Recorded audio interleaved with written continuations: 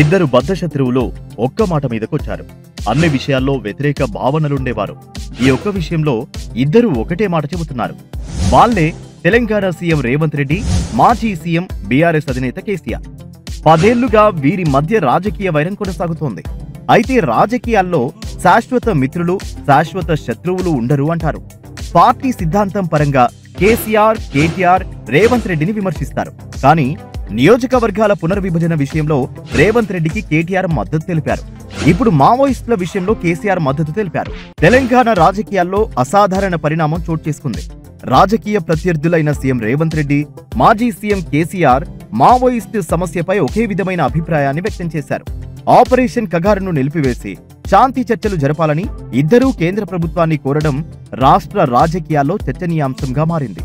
తెలంగాణ, ఛత్తీస్గఢ్ సరిహద్దుల్లో కేంద్ర బలగాలు ఆపరేషన్ కగారు పేరుతో మావోయిస్టుల ఏరివేత కార్యక్రమాన్ని తీవ్రతరం చేశాయి.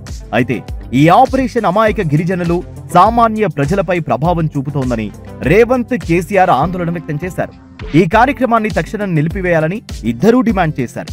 మావోయిస్టులు శాంతి చర్చలకు సిద్ధంగా ఉన్నారని, కేంద్రం కూంబింగ్ ఆపరేషన్లు, కాల్పులను ఆపి చర్చలకు ముందుకు రావాలని కేసీఆర్ వరంగల్లోని ఎల్కతుర్తి బీఆర్ఎస్ సభలో తెలిపారు. బీఆర్ఎస్ తరపున కేంద్రానికి లేఖ రాస్తామని ఆయన ప్రకటించారు.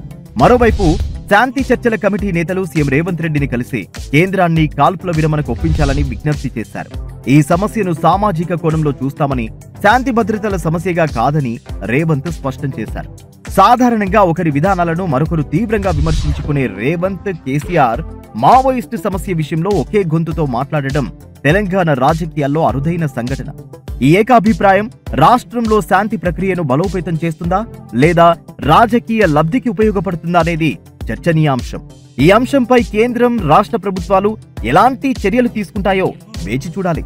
ఈ ఏకాభిప్రాయం రాష్ట్ర రాజకీయాల్లో ఎలాంటి ప్రభావం చూపుతుందో రాబోయే రోజులు తేల్చనున్నాయి.